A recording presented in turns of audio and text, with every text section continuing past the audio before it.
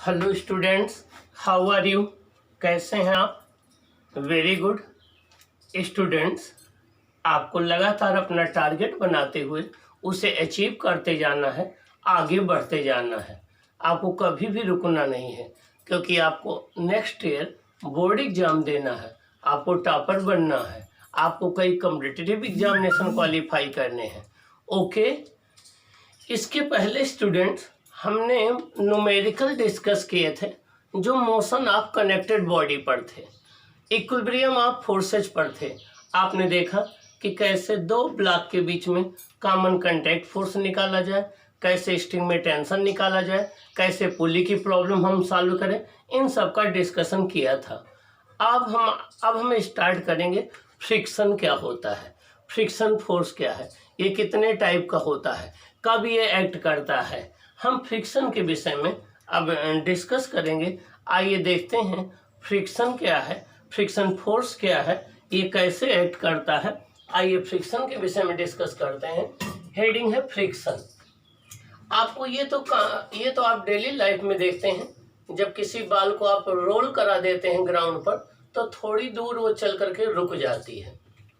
इसका मतलब ये हो गया कि कोई फोर्स है जो उसके रिलेटिव मोशन का अपोज कर रहा है। जो फोर्स उसे रोक देता है, उसके रिलेटिव मोशन का अपोज करता है, उसी को हम लोग फ्रिक्शन बोलते हैं। जो फोर्स किसी बॉडी के रिलेटिव मोशन का अपोज करता है, को एक बॉडी जब दूसरे सरफेस पर मूव करती है तो उसका अपोज करता है, उसी को हम लोग फ्रिक्शन बोलते हैं। तो आइए फ्रिक्शन देखें क्या है। The force that opposes the relative motion of one body over the other is called force of friction. जब एक बॉडी दूसरे बॉडी के ऊपर मूव करती है, तो उस केस में जो फोर्स उसके रिलेटिव मोशन का अपोज करता है, उसे हम क्या कहते हैं? फोर्स ऑफ फ्रिक्शन कहते हैं। क्या कहते हैं? फोर्स ऑफ फ्रिक्शन कहते हैं। तो वो फोर्स जो रिलेटिव मोशन का अपोज करता है एक बॉडी के ऊपर दूसरी बॉडी का, उसे हम फोर्स ऑफ फ्रिक्शन कहते हैं। It opposes the relative motion not motion because sometimes it support the motion. जो फ्रिक्शन है वो मोशन का अपोज नहीं करता है, रिलेटिव मोशन का अपोज करता है, क्योंकि कहीं कहीं पर फ्रिक्शन हेल्प भी करता है मोशन में। बिना फ्रिक्शन के मोशन नहीं हो सकती है। तो फ्रिक्शन जो है वो मोशन का अपोज नहीं करता है, रिलेटिव मोशन का अपोज करता है। किसका? रिलेटिव मोशन का अपोज करता है। तो it opposes relative motion not motion, ये मोशन का अपोज ना करके रिलेटिव मोशन का अपोज करता है।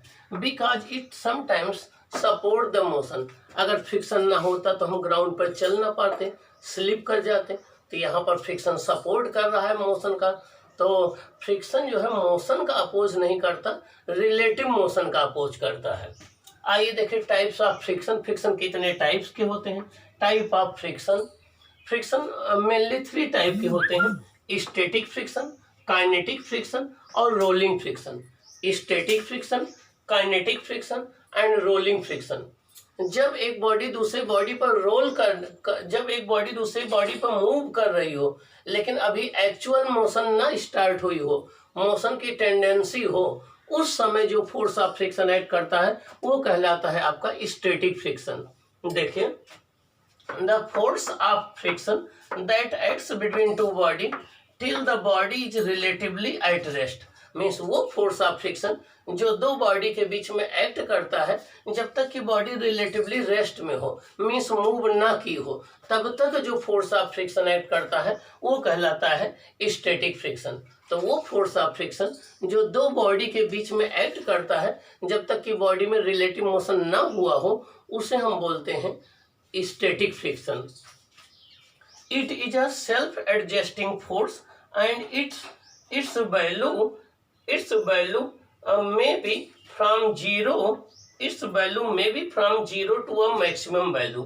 ये एक सेल्फ एडजस्टिंग फोर्स होता है। स्टैटिक फ्रिक्शन एक सेल्फ एडजस्टिंग फोर्स होता है। ये हमारे द्वारा अप्लाई किए गए ये एक्सटर्नल फोर्स के मैग्नीट्यूड के अकॉर्डिंग अपने मैग्नीट्यूड को एडजस्ट कर लेता है। तो ये एक सेल्फ एडजस्टिंग फोर्स होता है। नेक्स्ट है लिमिटिंग फ्रिक्शन। स्टैटिक फ्रिक्शन की मैक्सिमम वैल्यू को हम लिमिटिंग फ्रिक्शन कहते हैं। स्टैटिक फ्रिक्शन की मैक्सिमम वैल्यू को हम लिमिटिंग फ्रिक्शन कहते हैं। इस फोर्स के बाद बॉडी जस्ट चलना स्टार्ट कर देती है। अगर इस वैल्यू से ज़्यादा फोर्स अगर हम अप्लाई कर दें तो बॉडी जस्ट चलना स्टार्ट कर देती है। The maximum value of static friction is called limiting friction. Static friction की जो सबसे मैक्सिमम वैल्यू होती है उसको हम लिमिटिंग फ्रिक्शन बोलते हैं। लिमिटिंग फ्रिक्शन को हम लोग एफ एल से डिनोट करते हैं। एफ मतलब फ्रिक्शन, एल मतलब लिमिटिंग, एफ एल से डिनोट करते हैं। अगला है kinetic friction. The force of friction that acts between two surfaces when one body slides over the other is called kinetic friction. जब एक बॉडी दूसरी बॉडी पर मूव कर रही हो, एक बॉडी दूसरे बॉडी के ऊपर मोशन में हो, ठीक, जैसे कोई कार जा रही, अब उस समय जो फोर्स है वो काइनेटिक फ्रिक्शन है। हम किसी भी ब्लॉक को घसीट रहे हैं, उस समय जो फोर्स लग रहा हो काइनेटिक फ्रिक्शन है। तो जब एक बॉडी दूसरी बॉडी पर एक्चुअल में मोशन कर रही हो, उस समय जो फोर्स ऑफ फ्रिक्शन ऐड करता है वो काइनेटिक फ्रिक्शन कहलाता है। काइनेटिक फ्रिक्शन को हम डायनामिक फ्रिक्शन भी कहते हैं। इसको हम लोग एफ के से डिनोट करते हैं। किससे? एफ के से डिनोट करते हैं। अगला है rolling friction. The force of friction that acts between two body when one roll over the other is called rolling friction। जब एक बॉडी दूसरी बॉडी के ऊपर रोल कर रही होती है तो उस समय दोनों बॉडी के बीच में जो फ्रिक्शन फोर्स ऐड करता है उसको हम रोलिंग फ्रिक्शन कहते हैं। क्या कहते हैं? रोलिंग फ्रिक्शन कहते हैं। और लिमिटिंग फ्रिक्शन की वैल्यू सबसे ज़्यादा होती है, सबसे मैक्सिमम होता है लिमिटिंग फ्रिक्शन, फिर होता है स्टैटिक फ्रिक्शन, फिर होता है काइनेटिक फ्रिक्शन, फिर होता है रोलिंग फ्रिक्शन। हालांकि स्टैटिक फ्रिक्शन की वैल्यू 0 से लेकर के कोई भी वैल्यू इसकी हो सकती है, इसलिए इसको तो हम ये काइनेटिक फ्रिक्शन से कम भी हो सकता है, काइनेटिक फ्रिक्शन से स्मॉलर भी हो सकता है। तो हम बेटर होगा कि इसको हम हटा दें, क्योंकि इसकी वैल्यू 0 से लेकर के कुछ भी हो सकती है। तो इसके बाद आपका आ जाएगा काइनेटिक फ्रिक्शन, जिसको आप एफ के बोलते हो। फिर आ जाएगा आपका रोलिंग फ्रिक्शन। तो लिमिटिंग फ्रिक्शन, फिर स्टैटिक फ्रिक्शन, फिर काइनेटिक फ्रिक्शन, फिर रोलिंग फ्रिक्शन। रोलिंग फ्रिक्शन सबसे कम होता है और लिमिटिंग फ्रिक्शन सबसे ज़्यादा होता है बेटा। तो आइए देखें, work done by friction is path dependent so it is non conservative force. Friction के द्वारा जो वर्क डन होता है वो पाथ पर डिपेंड करता है, तो एक नॉन कंजर्वेटिव फोर्स है। इसे हम डिसिपेटिव फोर्स भी कहते हैं। रीजन क्या है? ये एनर्जी को लॉस करता है सिस्टम के। Friction force is always tangential to the contact surface. हमेशा फ्रिक्शन फोर्स की डायरेक्शन जो दोनों बॉडी का कंटैक्ट सरफेस होता है उसके टेंजेंशियल या उसके पैरेलल होती है, उसके टेंजेंशियल या उसके पैरेलल होती है। Friction is called necessary evil as sometimes it is useful and many times it is not useful and losses energy and produces heat। Means friction को नेसेसरी इविल कहते हैं, क्योंकि कई सिचुएशन पर फ्रिक्शन यूजफुल होता है। बिना फ्रिक्शन के काम नहीं चल सकता, बिना फ्रिक्शन के मोशन नहीं हो सकती है। जैसे हमें ज़मीन पर चलना है, अगर फ्रिक्शन नहीं होगा तो हम नहीं चल पाएंगे। ब्लैक बोर्ड पर हम बिना फ्रिक्शन के नहीं लिख पाएंगे, ठीक है ना। तो फ्रिक्शन जो है वो नेसेसरी भी है, ज़रूरी भी होता है, और ये एनर्जी को लॉस करता है बॉडी के, इसीलिए इसको नेसेसरी इविल कहते हैं। सबसे ज़्यादा फ्रिक्शन सॉलिड के बीच में होता है, फिर सॉलिड लिक्विड के बीच में होता है, फिर लिक्विड के बीच में होता है, फिर गैस के बीच में होता है। तो सबसे मैक्सिमम फ्रिक्शन सॉलिड सरफेस के बीच में होता है, सबसे मिनिमम गैस के बीच में होता है। Friction between the layers of liquid is called internal friction is called viscosity. दो लिक्विड्स के बीच में या गैस के बीच में कि डिफरेंट लेयर्स के बीच में जो फ्रिक्शन एक्ट करता है उसको इंटरनल फ्रिक्शन कहते हैं, और इसको हम विस्कोसिटी से बोलते हैं। क्या बोलते हैं? विस्कोसिटी बोलते हैं। तो viscosity is the internal friction acting between the two layers of a liquid और गैसेज। मीन्स किसी लिक्विड की या गैस की दो लेयर्स के बीच में जो फोर्स ऑफ फ्रिक्शन एक्ट करता है उसको हम विस्कोसिटी कहते हैं या इंटरनल फ्रिक्शन कहते हैं।